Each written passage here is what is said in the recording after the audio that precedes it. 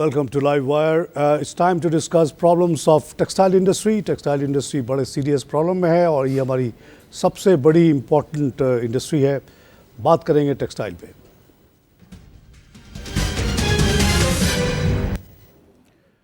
नाज़रीन, ये जो टेक्सटाइल इंडस्ट्री के प्रॉब्लम्स को हम लोग इसलिए हाईलाइट रोज़ाना करते हैं, अक्सर करते हैं, क्योंकि ये बहुत बड़ी जॉब क्रिएटर है और ये आजकल ये ट्रबल में है. हमें हर हाल में गवर्नमेंट को इस बात पे राज़ी करना है कि इनके प्रॉब्लम्स को हल किया जाए, साथ साथ एग्रीकल्चरिस्ट के भी किए जाएं. दोनों ही बहुत इंपॉर्टेंट सेक्टर्स हैं, इसीलिए इसको हम रोज़ाना उठाते हैं. और इस सिलसिले में बात करने के लिए हमने दावत दी आज इनाम साहब को. आपने पहले भी इनकी बातें सुनी हैं और वो प्रॉब्लम जो इनके हैं वो ख़त्म होते हुए नज़र नहीं आते, इसीलिए हमारे इन्विटेशन पे ये आ जाते हैं. इनकी मेहरबानी है. आसिफ इनाम साहब चेयरमैन है एफ्टमा सिंध बलूचिस्तान के. असब जो प्रॉब्लम्स हम लोग रोज़ाना ही इसीलिए रेस करते हैं कि शायद कोई सुनवाई हो जाए. तो सबसे कलीदी प्रॉब्लम तो वही है कि एनर्जी का इशू है और एनर्जी के इशू जो हैं वो ख़त्म होते हुए नज़र नहीं आ रहे. हालांकि आज एक बड़ी मुस्बत खबर पड़ी है सीपेक के हवाले से कि सीपेक का बहुत बड़ा डॉक्यूमेंट आया है 250 पेजेस का, जिस पे बहुत सारी नई चीज़ें बताई गई हैं विच इज़ वेरी इंकरेजिंग. एक तो ये है कि एग्रीकल्चर में उनका कहना है कि 50% पाकिस्तान में वेस्ट है, उसको वो कंट्रोल करने की कोशिश करेंगे, which was not invested by us in the past. और दूसरी एनर्जी के सिस्टम में बहुत बड़ी बात उन्होंने बताई है कि इंडस के नॉर्दर्न एरियाज़ पे कास्केडिंग करके एक के बाद एक डैम बना के 40 मेगावाट 1000 मेगावाट बिजली पैदा करेंगे 50 बिलियन की इन्वेस्टमेंट से. तो इन चीज़ों से कुछ उम्मीद नज़र आती है आपको? बिस्मिल्लाहिर्रहमानिर्रहीम. Thank you sir. सर, जो टेक्सटाइल की प्रॉब्लम है ये तकरीबन गम्माज हैं जो आगे तमाम इंडस्ट्रीज़ को प्रॉब्लम फेस करनी है. बीइंग एक्सपोर्टर हम पे इफ़ेक्ट सबसे पहले आता है और ग्रेजुअली इट इज़ दी जैसे कह लें आप सिस्टम की ख़राबी या जो भी मेल फंक्शंस हैं गवर्नमेंट के और उसके, वो तमाम इसमें सबसे पहले आते हैं. बाकी इंडस्ट्री में और बाकी चीज़ों में ये बाद में पहुँचेंगे. जहाँ तक आपने हाइड्रो इलेक्ट्रिक की बात की तो हवा भी फ्री है पानी की तरह. तो जब हमने अब देखा कि जब विंड पावर के लगे प्रोजेक्ट तो वो 14 सेंट के बगे. हमारे किस काम के? अगर हवा फ्री की एनर्जी से भी 14 सेंट की बननी है तो अगर कल को ये 50,000 या 40,000 मेगावाट 14 सेंट का बनना शुरू हो जाए या 11 सेंट का हाइड्रो पावर बनने लगे तो वो हमारे किस काम की नहीं है, बल्कि वो तो हमारी जनरेशन्स को जो है वो मकरूज़ कर देगी. अभी इंडिया में मोदी साहब ने ट्वीट किया है कि ₹2.64 Indian rupees which is about 4 या 5 रुपीज़ पाकिस्तानी उन्होंने सोलर का टेंडर अप्रूव किया है फॉर द सप्लाई. तो अब जी उन्होंने इस तरह उन्का टेंडर सिस्टम है. कहा कि हमें इतनी बिजली चाहिए, हाँ. कौन हमें सस्ता बना के दे सकता है? ये टेंडर है और तकरीबन पूरी दुनिया में भी ये सिस्टम है. पाकिस्तान में एक सिस्टम बनाया गया कि जी हम 14 सेंट में ख़रीदेंगे, मगर अब ख़रीदेंगे किससे उसका तयन करेंगे. तो you can see the transparency of the system. फिर उसमें गवर्नमेंट की विश आ जाती है जी इसको लाइसेंस दे दो, इसको नहीं दो, बिकॉज इट्स अ विंडफॉल तो everybody wants to have it. जबकि ओपन बिडिंग हो तो जो लोएस्ट बिडर है उसका हक बन जाता है. तो अब इन्होंने कोई 10 सेंट कर दी है, जबकि दुनिया में वो भी अब 3-4 सेंट पे चली गई है. तो अगर इस तरीके के प्रोजेक्ट तो जितने ज़्यादा लगेंगे उतने जल्दी हम गड्ढे में गिरेंगे. अब ये 40,000 मेगावाट, अब हमारे जहन में तो ये है कि जो तरबेला मंगला जो आवाम के टैक्सों के पैसे से बने थे और उसमें टेम्प्रेरी लोन था वर्ल्ड बैंक का, वो तो फ्री हैं. तो वो ज़रूरी नहीं है कि ये जो अब डैम बनेंगे ये फ्री की बिजली दें. पता चले कि जी ये भी 8 सेंट 9 सेंट में या 10 सेंट में अगर निपट गए तो क्यों डिस्टेंस बहुत आगे है, वो एकदम स्कर्दू वाला की तरफ की बातें कर रहे हैं, तो वहाँ से ट्रांसमिशन इटसेल्फ बिकम. सर, अब तो दुनिया में स्मार्ट ग्रिड्स बन गए हैं and very effective way of communication है, उसमें कोई इख्तलाफ नहीं है. देखिए इस 40,000 मेगावाट आए पानी से आए, मुझे तो ये डर है कि जैसे हवा से 14 सेंट की बन गई तो कहीं पानी से भी कहीं 14 सेंट की ना बन जाए. तो वो अगर हो गया तो फिर तो हमारा मुस्तकबिल ही मतलब फॉर 20-30 ईयर जितना बड़ा मुआहदा होगा तारीख हो जाएगा. आपकी बातों से तो ये लग रहा है कि हमारा जो मेन मसला है, एक तो है कि बिजली है ही नहीं और है तो महंगी है. दोनों ही मसला है. जी दोनों ही मसले हैं. सिर्फ बिजली बढ़ा देने से कोई फ़ायदा नहीं unless it is competitive relative to the rest of the world, specially India. जी और इंडिया का आपने प्रेसिडेंट किया वो बता दिया जी ₹2.64 इंडियन रुपए में. अब आप मुझे बताएं हमारे यहाँ जो कायदे-आज़म सोलर पार्क है वो 21 से 24 सेंट पता नहीं कितना है. तो अब 21 सेंट है तो it's work out to be around 22-23 रुपये. तो हाउ वी कैन कम्पीट? आप हमें 22 रुपये की बिजली देंगे फिर कहेंगे जी आप तो हमेशा मांगते ही रहते हैं.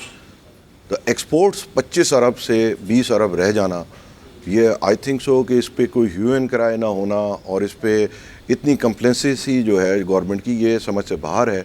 दुनिया में इसी पीरियड में बांग्लादेश ने 25 से 35 बिलियन एक्सपोर्ट की है, बल्कि आप देखें कि हमारी 2 महीने में एक्सपोर्ट बढ़ी है ये पैकेज आने के बाद, जिसकी अभी डिसबर्समेंट पूरी शुरू बमुश्किल कतरा हुई है पहली। तो उसके बाद बांग्लादेश ने करेंसी 10% ही वैल्यू कर दी है। तो अच्छा। अब आपकी जो एक्सपोर्ट कॉम्पिटिटिव हुई तो वो अच्छा। दूसरे, गिरना बहुत आसान है, उठना बहुत मुश्किल है। आपने अपनी एक्सपोर्ट मार्केट खो दी, आपने सब कुछ कर दिया, टैक्सेशन और वो तमाम है, जबकि आज तकरीबन हमें 3-4 साल हो गए इन चीज़ों को रिप्रेजेंट करते हुए कि ये सब गलत हो रहा है और इसको बहुत ज़्यादा नुकसान होगा मुल्क को। उसके बावजूद अब आपने जब मार्केट शेयर लूज़ कर दिया है तो अब आप इतनी आसानी से वापस नहीं ले सकते। जैसे ही आपने कोई पैकेज दिया, बांग्लादेश ने डिवैल्यू कर दिया, अब आप डिवैल्यू करेंगे तो आपने तो कर्जे का अंबार लिया हुआ है। बल्कि अगर आप ये अप्रैल का डाटा देखें तो $3.2 बिलियन का डेफिसिट है। तो $3.2 बिलियन का मतलब आप समझें कि we have to borrow about $2 billion a month. अब आप देखें कि या तो हमारे $2 बिलियन हमें मंथली बोरो करना है या हमारा 2 बिलियन से रिज़र्व कम होना है। तो अब आप तकरीबन 1 बिलियन जा रहा है। तो आज मैं यही देख रहा था कि 2 क्यों नहीं कम हो रहा। तो आज ही अखबार में पढ़ा है कि जी चाइना से कोई स्वैप ले लिया, which is another quasi form of dollar loan, तो वो उससे आप चंद दिन और निकालेंगे। मतलब now in order to survive the current lifestyle of the country we need to borrow $2 billion a month. And unfortunately अच्छा, फिर एग्रीकल्चर कमोडिटीज़ को इन्होंने और कमोडिटीज़ को कहा कि जी कमोडिटीज़ की प्राइस कम होने की वजह से एक्सपोर्ट बढ़ी।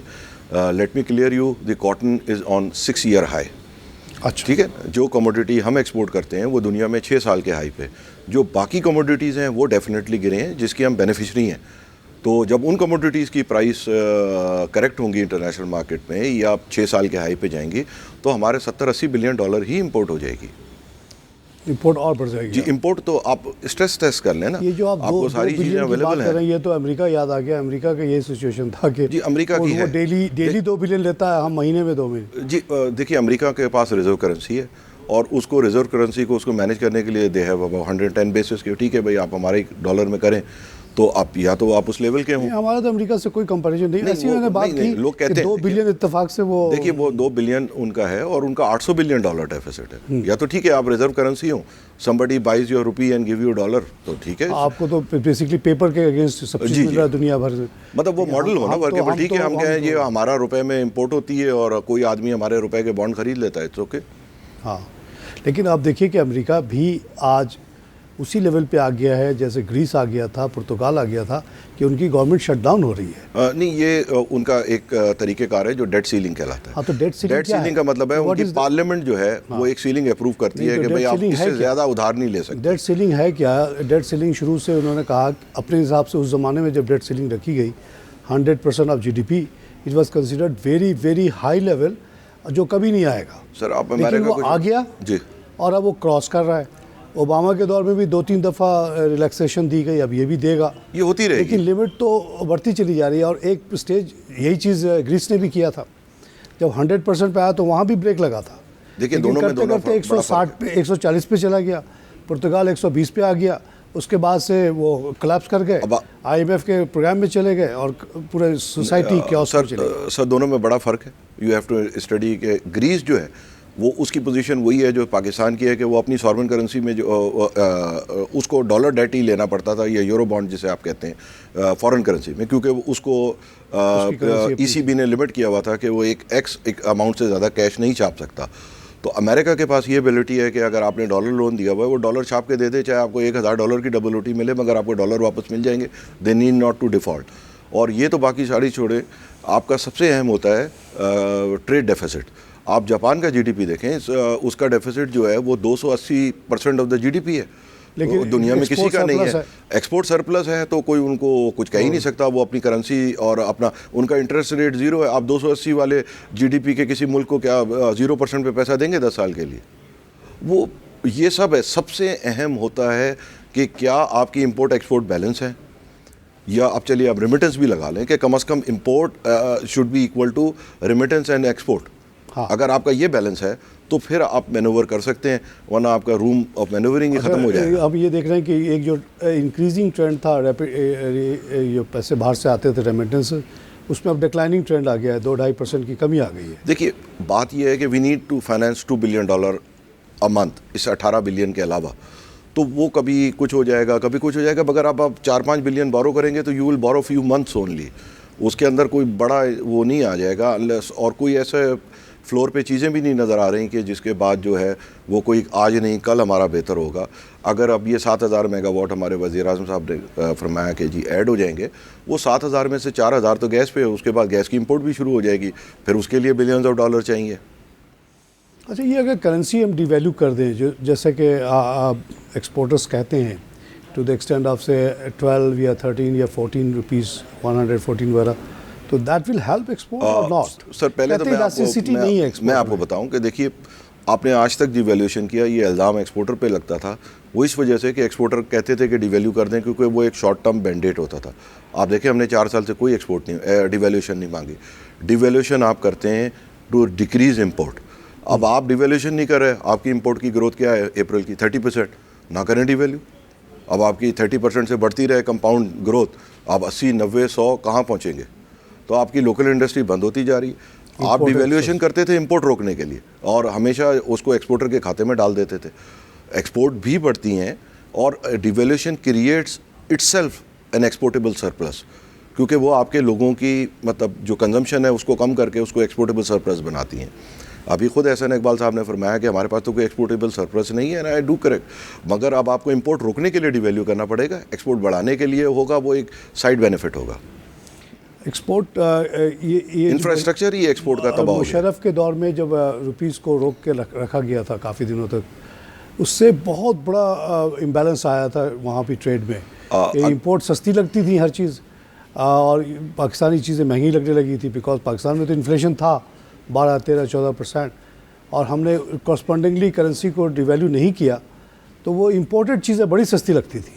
उस ज़माने में मेरी एक सेरेमिक कंपनी में बड़ी होल्डिंग थी, तो हमने देखा आस्ते आस्ते we became completely incompetitive because imported tiles were coming so cheap कि हम कहते थे इतनी में तो हम प्रोड्यूस ही नहीं कर सकते विद ऑल आवर एफर्ट्स। मट्टी हमारे पास, मैंजोडारो की टेक्नोलॉजी हमारे पास, और हम टाइल इंपोर्टर बन गए बहुत बड़े एक्सपोर्टर के बजाय। फिर जब ये डिवैल्यूएशन हुई तो फिर हमारी इंडस्ट्री वापसी आई, क्योंकि चाइनीज़ इंपोर्ट महंगी लगने लगी, हमारी चीज़ें सस्ती लगने लगी। जी, इसमें आप ये देखें कि मुशर्रफ साहब का जो भी एक उनके जो शुरू के 3 साल में पॉलिसी बनी थी, that was very effective and that work, and जो टेक्सटाइल में हाईएस्ट इन्वेस्टमेंट है उसी पीरियड में हुआ। जब आप डिवैल्यू नहीं करते और आपको अपनी एक्सपोर्ट को कम्पिटिटिव करना होता है, तो आप उनको रूम देते हैं कि वो अपने आप को एफिशिएंट करें और ये तमाम करें। हम डिवैल्यूएशन के प्रोपोनेंट नहीं है, it doesn't bring a prosperity to the country. लेकिन अगर इकोनॉमिक थ्योरी को आप मानते हैं, देखिए जो हमें इक्विलिब्रियम के लिए जरूरी है करना जी, वो अगर आप वो चीज़ नहीं कर पा क्रिएट होगा जी, अगर या तो आप कॉस्ट साइड पे कवर करें, बिल्कुल, अगर आप वो नहीं कर पा रहे तो आपको डिवैल्यू करनी पड़ेगी। अगर आप चाहते हैं कि डिवैल्यू ना हो तो आपकी जो इन्फ्लेशन है जीरो हो जाए। जी, आप ये देखें कि टेक्सटाइल जीरो होगी तो यहाँ की कॉस्ट और जो इम्पोर्टेड कॉस्ट की कीमत बराबर रहेगी। अगर इन्फ्लेशन है, यहाँ की कॉस्ट बढ़ रही है और वहाँ की कॉस्ट उसी लेवल पे है, तो जाहिर है वो इम्पोर्टेड सस्ती हो लगेगी। जी, आप देखें कि मुशर्रफ साहब जब आए थे पावर में तो it was 1.8 billion cubic foot का आपका पूरा सिस्टम था। जब वो गए तो 3.6 बिलियन का था। उन्होंने हर इंडस्ट्री को, चाहे वो सिंध में हो, पंजाब में हो, सबको गैस दी। गैस देने से उनकी एनर्जी की कॉस्ट और वो तमाम चीज़ें कम हुई। जबकि अनफॉर्चुनेटली 4 साल पहले हर चीज़ को 70% बढ़ा दिया गया, बिजली को भी बढ़ा दिया गया। अब बिजली में अगर कोई थाना इलाके का नहीं बिल दे रहा, आपने सारे मुल्क के हर चीज़ को जमा करके वो आपने कहा जी जो दे रहे हैं उनके ज़िम्मे डाल दो। भाई अब 3 रुपये 60 पैसे गरीब इंडस्ट्री किस लिए दे? इसलिए कि somebody else is not paying, somebody else is evading electricity। तो उसका क्या कसूर है? अब आप उसको एक्सपोर्ट भी नहीं कर सकते। आइदर यू एडमिटेड कि जी ठीक है जी हम लोकल में पास ऑन कर देते हैं, आप एक्सपोर्ट तो करने दें। अभी इतने सारे कंसेशंस मिले भी हैं, ऐसी बात नहीं है। गुज़िश्ता 6 महीने से 8 महीने से कोई एक्टिविटी हुई है, जो बातें हम 3-4 साल से कर रहे थे उसके कुछ असरात हुए हैं। मगर अब लेट्स सी कि ये बजट में उसमें से कितने वापस हो जाते हैं। तो बजट के बाद क्लियर कट पिक्चर पता चलेगी कि गवर्नमेंट की सीरियसनेस टूवर्ड एक्सपोर्ट कितनी है। अगर उनमें से कुछ चीज़ें वापस ही होनी शुरू हो जाती हैं तो इसका मतलब है कि अभी भी नॉन सीरियस जो है वो किस्म का है। What is the specific recommendation you have made through APMA ने क्या क्या कहा है गवर्नमेंट को करने? देखिए हमारे besides what has been done and hopefully not being withdrawn. जी, एक तो जो कंसेशंस दिए हैं वो विड्रॉ ना हो, उनको कुछ और मज़ीद बेहतर किया जाए। दूसरे एक सबसे बड़ा मसला एनर्जी का है। तीसरे अब यह है कि जैसे अब हमारे यहाँ धागा आ रहा है, तो अब 10,000 टन धागा आ रहा है, जो अब हम now we are the second largest destination of one of our main competitor country. वो क्या आ रहा है कि वो आके 87% जो है वो ड्यूटी फ्री आके गायब हो रहा है। इस तमाम लूप होल्स को कवर करें, फिर सारा वही कस्टम मैनेजमेंट पे आ जाता है। फिर अब हमारे यहाँ ये एक्सपेक्टेशन होती है कि जी हम धागा बेचें तो लूम वाला हर चीज़ का हिसाब रखे और सब कुछ रखे, जबकि पूरा आपका इंपोर्ट सेक्टर जो है कमर्शियल वो FTR में कि जी वो 4% दे दे, अंडर ओवर जो करके लाए उसके बाद उससे कोई नहीं पूछेगा। तो ये मुख्तलिफ रजीम्स जो मुल्क में चल रही हैं, अगर हम एक यार्ड स्टिक से सबको करें, इंडस्ट्री के लिए जो है वो तकरीबन, चूँकि हमारा इंफ्रास्ट्रक्चर होता है, हम ज़मीन पे होते हैं, हमारे एसेट्स लगे हुए होते हैं, तो उनको लॉ इन्फोर्समेंट हम पे करना सबसे आसान नज़र आता है।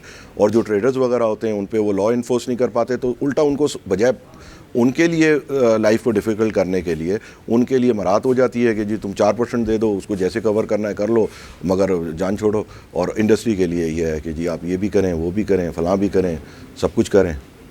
जबकि टेक्सटाइल तो हमारी 70% जो इम्पोर्ट हो रहा है नेबरिंग कंट्री से यान जी बड़ी तादाद में, वो उसमें टैक्स इवेजन हो रही है जी। I am not saying, I am saying 87% is coming duty free. It need to be address, क्योंकि फैसलाबाद मार्केट भरी हुई है उससे यहाँ से under bond and DTRE scheme. ये भी हो रहा है, कपड़ा भी हो रहा है। I don't want to name anyone, जैसे फारिस से बेतहाशा आ रहा है कपड़ा, ये तमाम आ रहा है। ये सब तकरीबन $4 बिलियन की आपकी टेक्सटाइल की इंपोर्ट्स हो गई हैं, which is now the second largest item. अब डोंट टेल मी दैट हमारी हर इंपोर्ट एसेंशियल है और हमारा जी डिवेल्यूएशन से कुछ नहीं होगा। ये 4 बिलियन तो रुकेगा। अब जब ये 4 बिलियन रुकेगा तो आपके 4 बिलियन एक्सपोर्ट और गिर जाएंगी। अब तो डिवेल्यूएशन भी 5-10% से कुछ नहीं, अनफॉर्चुनेटली। आपके नज़र में डिवेल्यूशन कहाँ तक होनी चाहिए? और नहीं, मैं तो कुछ कहूँगा ही नहीं, क्योंकि हम एक्सपोर्टर बदनाम हो जाते हैं कि जी आप डिवेल्यूशन मांगते हैं। एक्सपोर्टर की बात नहीं हो रही। देखिए अब तो होनी है। बहुत दिनों तक तो आप डिसइक्विलिब्रियम नहीं रख सकते, वो ऑटोमेटिक जो मैंने मुशर्रफ का दौर बताया, शुरू में मुशर्रफ की पॉलिसीज बड़ी अच्छी थी, लेकिन I think it was 2005 to 2008 when the rupees was stopped at I think 62 या 66 कोई था। और उस ज़माने के इकनॉमिक एडवाइज़र्स जो थे वो इंसिस्ट करते थे कि जी इसका कोई नेगेटिव इम्पैक्ट नहीं है। हालांकि सबको पता है कि ये जो इक्विलिब्रियम होती है इकोनॉमी की, वो मेंटेन नहीं हो सकती, कि जब आपकी इन्फ्लेशन तो बढ़ रहा है, cost of doing business with in the country is increasing, rupee is not declining in the same manner, तो डिसइक्विलिब्रियम आएगा। और वो इंसिस्ट करते थे कि ना इसके वजह से ना इंटरेस्ट रेट बढ़ेगा, ना स्टॉक मार्केट को कुछ होगा, ना ये इंपोर्ट पे, ये करेंसी पे कोई असर आएगा। आखिर में करना पड़ा 2008 में, आपको ड्रास्टिक नीचे लाना पड़ा एकदम से 98 पे जी। इसीलिए अब बिल्कुल बात ही नहीं करते इसकी, कि ये ब्लेम हम अपने ऊपर लेना ही नहीं चाहते। ये सब कुछ होगा इंपोर्ट कब करने के लिए, विच इज रैम्पेंट। होनी है वो होनी है, जी, जो होनी है, और जितनी देर से होगी उतनी ज़्यादा तकलीफ होगी आपको, उतनी तकलीफ होगी, उतनी ज़्यादा होगी। 66 से आप 62 से बढ़ाते जाते, 62 पे लाते, 64 पे लाते, 68, इतनी तकलीफ दे ना होती। और यहाँ की लोकल इंडस्ट्री, जैसे कि मैंने अपनी एक फैक्ट्री का जिक्र किया जो सेरेमिक बनाती थी, बड़ी कामयाब कंपनी थी, completely collapse due to the currency stoppage.